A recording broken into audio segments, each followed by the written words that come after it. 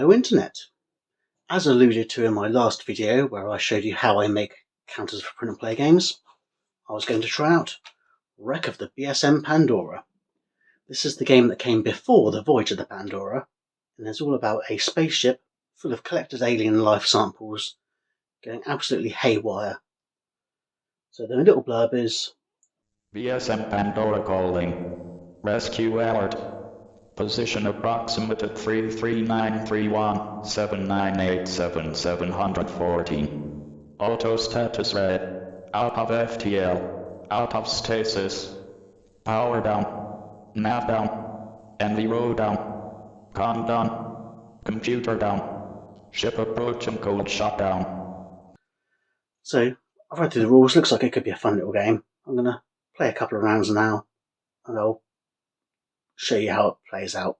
I won't go through every rule in detail, but you'll get a rough feel for how the game goes and the random elements involved. So let's take it to the table. So this game is basically a dungeon crawl on a spaceship, effectively. The map starts off randomly generated. Each of these counters are randomly placed on these pods, and this is the locations. This one, for example, is the power station, which I never found. As you move around and check these locations, you can sometimes they'll be empty and just be the location, be it the power station or the maintenance bay or the airlock. But there's also a chance of having random other equipment and things there. So you might find the Typhoon enemy or an Ambot, one of the robots in the game, or the stun bomb. You never know what you're going to find, and you never know where it's going to be. And because you randomly place the pods there, it's effectively a different layout every time, which is really good. Now, when you do find these pieces of equipment or these aliens, they do have some basic stats. Look, here's the mother. Yeah, look at that. But those basic stats aren't its actual stats, they're the modifiers that you roll. So in the case of this one, the top left means that its intelligence is going to be increased by 3. Its next one down is the aggression, which is going to be flat. Then your impairment, which is effectively strength and shield, and so on and so on. And every time you run into something, you roll on the attribute table here to find out what its actual skill level is, which you then log on this little handy chart here to keep track of all of yourself and the various aliens that you find.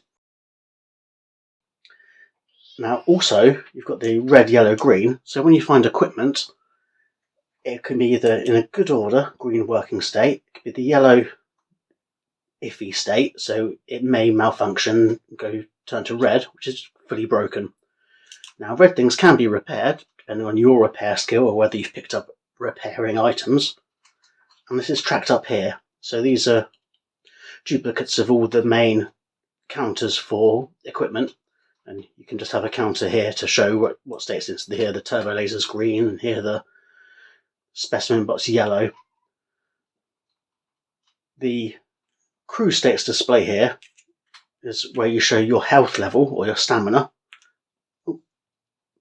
and throughout the game that can go up or down depending on whether you visit med bay or whether you get attacked by animals, and when it gets to the end, you're dead.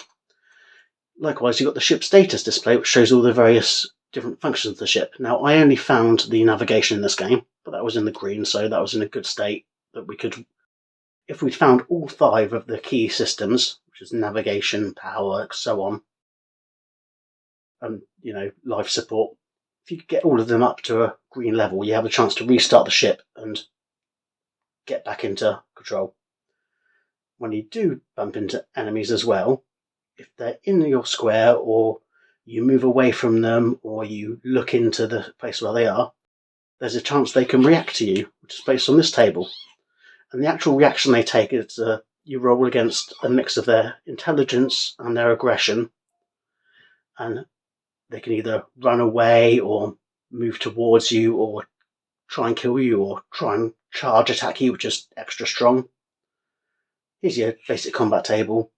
Here's a little table for when you try and restart the vessel. Here's the repair table to show how, depending on your repair skill of the equipment you're using with your character, just how good a repair job you make each turn. And so everything you need is right here.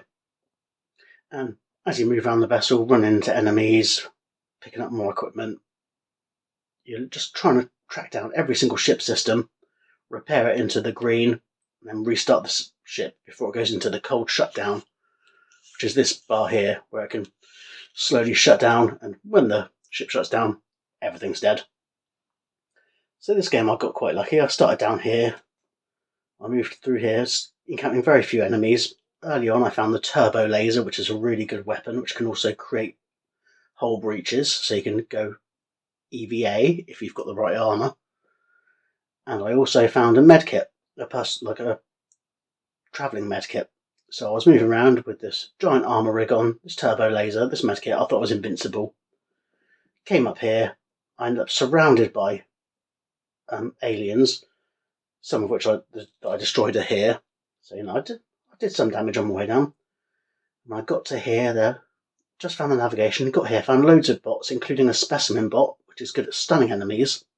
So I thought, I'll try and get him, try and get these enemies stunned. But because he was in a yellow state, I rolled when I first found him, and it turned out he was actually berserk. So he was effectively an enemy attacking me. At that point, I can destroy him and then repair him again back to functioning. But being surrounded by enemies and him, I just saw my stamina disappear, and I kept rolling 1s and 2s from when on my medkit checks, and I didn't get anywhere. So, it's a good little fun game. I explored the ship, didn't find it anywhere near enough for the systems to get anywhere close to restarting the vessel.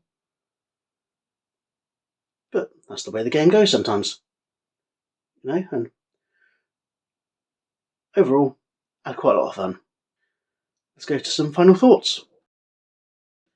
So I had fun with this game. After playing Voyage of the Pandora, it was nice to see what came before.